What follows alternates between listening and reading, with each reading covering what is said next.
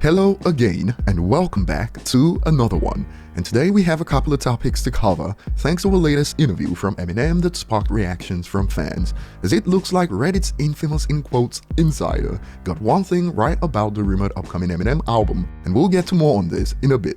But before we get started, if you enjoy content like this, don't forget to hit the like button, subscribe if you're new, and find me on social media at ETLifestyle_web. So just a heads up before we get started, there's still huge surprises for the Super Bowl halftime show just hours away that should bring a smile to the faces of the early 2000s shady Aftermath fans especially. And moving on to the main topics today, we all remember what went down between Eminem and Snoop months ago that nearly led to a full-on beef within the Aftermath camp, thanks to Snoop's initial comments on the Breakfast Club that lit the fuse. Back then, Eminem detractors, posing as neutrals, claimed Snoop did nothing wrong, but months later, Snoop admitted on several occasions that he was in the wrong for making those comments.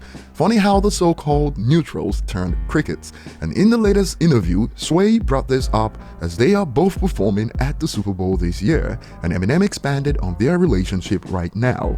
How's y'all relationship? Have y'all got a chance to sit down and talk during this halftime rehearsal period? Not really, but just, around on stage and rehearsal like that. But nah, me and Snoop are good. We talked months ago, right? Yeah. And that whole thing, we just said our piece and realized that nobody wants to beef within their own camp. You know what I'm saying? Eminem is pretty much referring to the call he referenced on Killer Remix, just called Snoop and I talked to him, we all cool. And we are still waiting for the collab that was initially set to drop in January. Oh well, we are used to this right now.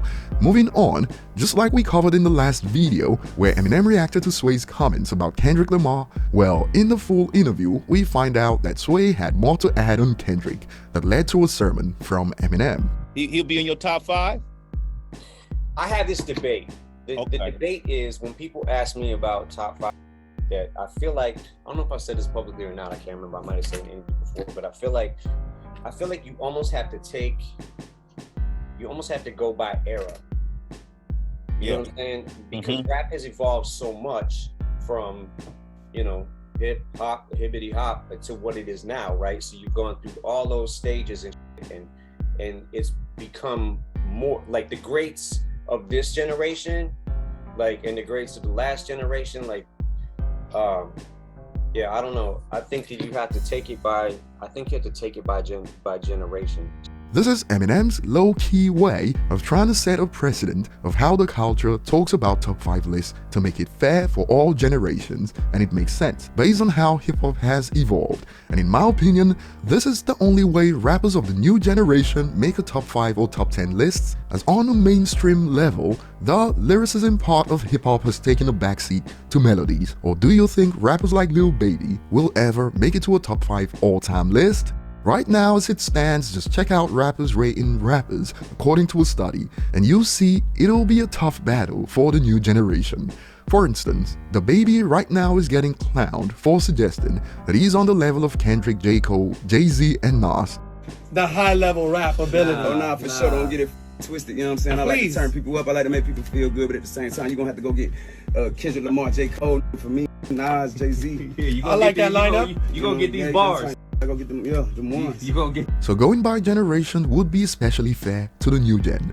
Eminem also had more to add about the pressures of performing at the Super Bowl, and he described this as nerve-wracking in the snippets that we covered a few hours ago, but he's thankful that it's not all on him. Check it out. Dre's got a lot riding on his shoulders right now with this. I think that, I'm glad that it's not just me, put it that way. You know what I'm saying? You feel that pressure. Yeah. So the whole show kind of being centered around him is a different kind of pressure, because I'm sitting here talking about my pressure. You know what I'm saying? He's got a lot more right now with this whole thing.